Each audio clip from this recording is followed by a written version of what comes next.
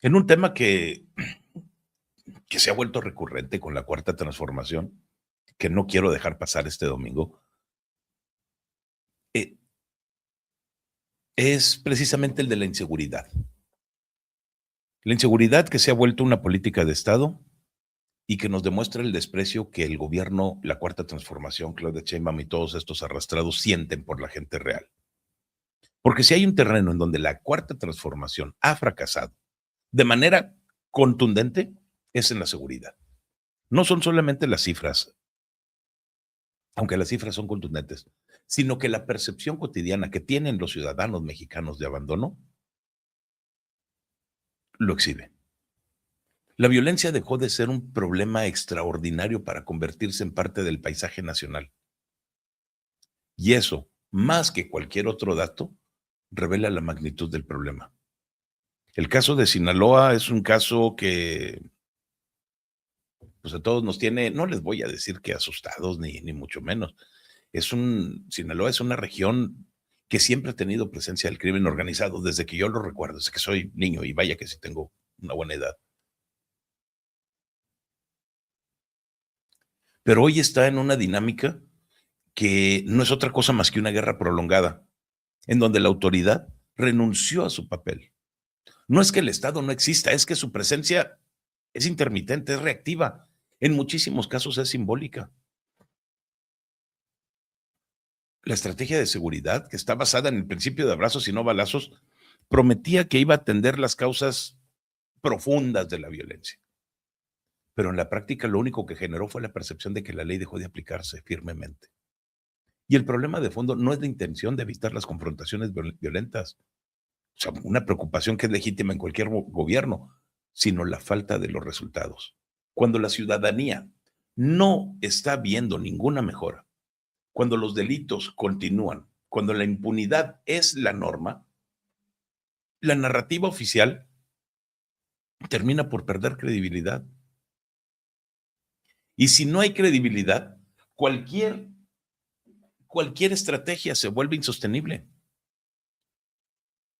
Mientras tanto, la agenda política se mueve en una dirección completamente diferente porque hablan de actos de solidaridad internacional, posicionamientos ideológicos con China, Rusia, con Cuba, hablan de discursos sobre soberanía que están ocupando el espacio de los medios de comunicación, pero que no van de acuerdo con la urgencia de los problemas internos.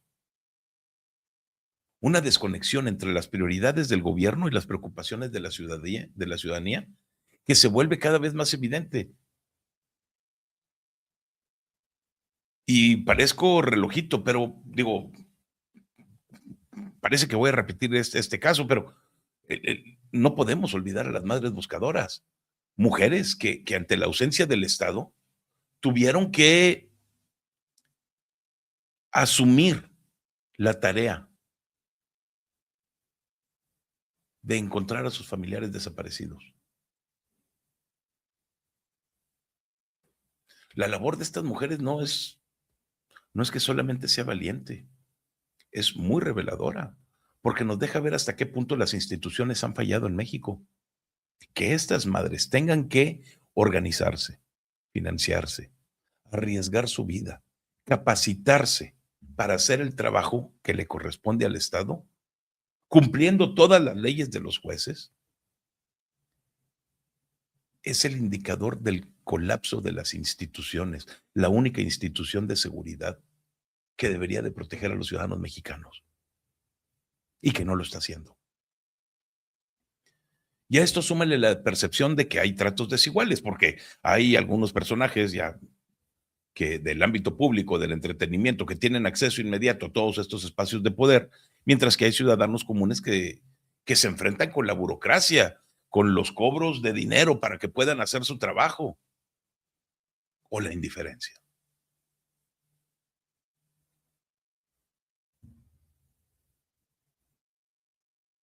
Es una sensación acumulada. El exceso, el acceso al gobierno depende más bien de la visibilidad que tengas ante la sociedad que de la urgencia del problema. La situación de los defensores sociales y los ambientales es otro punto crítico, porque en México ha sido señalado muchas ocasiones como uno de los países más peligrosos para este tipo de activismo.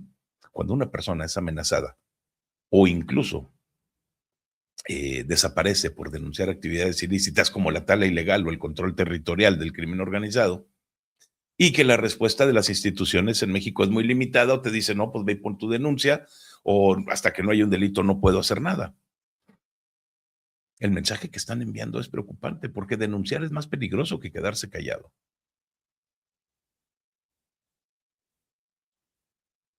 Pero no es todo el abandono de los servicios públicos, sino que también hay otro tipo de abandono, hospitales, personal médico que está trabajando en condiciones horribles, pacientes que están enfrentando horas de esperas, filas o la falta de los insumos. No es únicamente la infraestructura, es la administración, la gestión. La austeridad que habían presentado como una virtud tiene costos reales en la calidad de los servicios y en la vida de la población, y esos costos los termina pagando la gente común, no aquellos que toman las decisiones.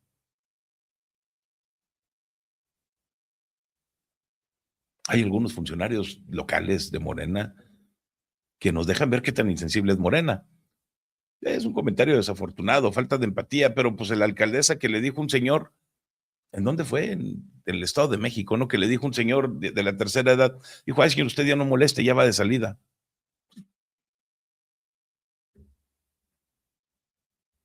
En lugar de resolver los problemas, los están minimizando y genera indignación. Y eso cuando tienes una crisis, pues realmente es que el lenguaje importa. Y cuando el discurso oficial no reconoce la gravedad de la situación, lo único que haces es amplificar la sensación de abandono que ya tiene la gente del pueblo.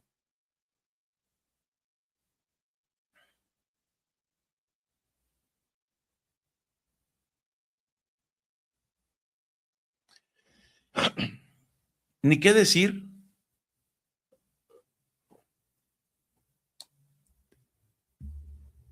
de las controversias que han generado la relación de algunos políticos mexicanos señalados por tener vínculos con el crimen organizado. Ahí entre la gente queda la percepción de que hay unos temas que deben de evitarse, de que hay instrucciones para no abordar determinados asuntos, y eso termina con la confianza de las instituciones. La transparencia no debiera de ser opcional, menos en temas de seguridad. Pero la narrativa oficial sigue insistiendo en que la situación está bajo control, en que los indicadores muestran que hay avances y que las críticas responden a los intereses políticos de otros actores. Sin embargo, la experiencia que se vive todos los días aquí, de muchas personas, nos cuenta una historia muy diferente. Ese espacio que queda después del discurso de la 4T y la realidad es uno de los desafíos más grandes que tiene el gobierno actual. La inseguridad no solamente está afectando la integridad física de las personas, también tiene consecuencias económicas y sociales. Los negocios se están cerrando por extorsión. Hay comunidades que se vacían por desplazamiento forzado. Jóvenes que están creciendo en entornos donde la violencia se está normalizando. Y todo esto deja un escenario sumamente complejo, en donde la violencia solo no es un problema de seguridad, sino que es un obstáculo para el desarrollo de la comunidad. Además de todo eso, la impunidad multiplica el problema, porque los delitos no se investigan, no se sancionan. Y cuando se investigan, el 95% de ellos no obtienen ninguna sentencia. Las consecuencias son mínimas. Y eso no solamente incentiva la repetición de los delitos, porque pues, tú ves que alguien comete un delito y dices, güey, no le pasó nada, pues a mí tampoco me va a pasar nada, ¿no? Y bueno, cometes el delito tú, porque así somos los mexicanos, tenemos nuestras reglas, pero si al otro cabrón no le pasa nada, pues yo también. El pendejo soy yo, ¿no? Siempre pensamos así. Entonces resulta que no hay un sistema de justicia y no hay confianza en un sistema de justicia que no existe. Y sin confianza el tejido social se debilita. Los problemas entre los miembros de la sociedad se siguen incrementando. Entonces sí tenemos que reconocer que la inseguridad en México no es un fenómeno nuevo, no es exclusivo del gobierno de Claudia Sheinbaum ni del de Andrés Manuel, pero eso no le quita la responsabilidad a los que hoy están en el poder. Cada administración tiene la obligación de mejorar las condiciones que recibe, no de administrarlas o de justificarlas. La idea de que el Estado tiene que proteger a sus ciudadanos no es una idea ni es ni es porque alguien se fumó un carrujo de cualquier fregadera y se le ocurrió. Es fundamental en cualquier sociedad. Si esa función se debilita, todo lo demás se vuelve secundario. No hay desarrollo económico, no hay cohesión social, no hay democracia. Lo que estamos viendo no solamente es un problema de estrategia, sino es un problema de enfoque. Una política de seguridad que requiere que haya coordinación, una política de seguridad que requiere de inteligencia, de inversión, pero sobre todo de voluntad política. Requiere de reconocer errores, de una autocrítica, ajustar el rumbo, darle importancia a los resultados antes que la narrativa. Y hasta ahora esa combinación no existe. Nada de esto ocurre en este país. Y las consecuencias es que tenemos un país en donde hay muchas personas que mejor se quedan y se adaptan en lugar de esperar soluciones. Cambian sus rutinas, limitan sus actividades, toman precauciones todo el tiempo. Es una forma de sobrevivir, pero también es una señal de resignación. Y la resignación es peligrosa porque comienza a normalizar aquello que es inaceptable. Y aquí la pregunta es, no debería de ser qué está haciendo el gobierno, sino qué debería de estar haciendo y no está haciendo. Porque la respuesta a esa pregunta obliga que revisen las prioridades, a fortalecer las instituciones, sobre todo escuchar a aquellos que viven la realidad en carne propia.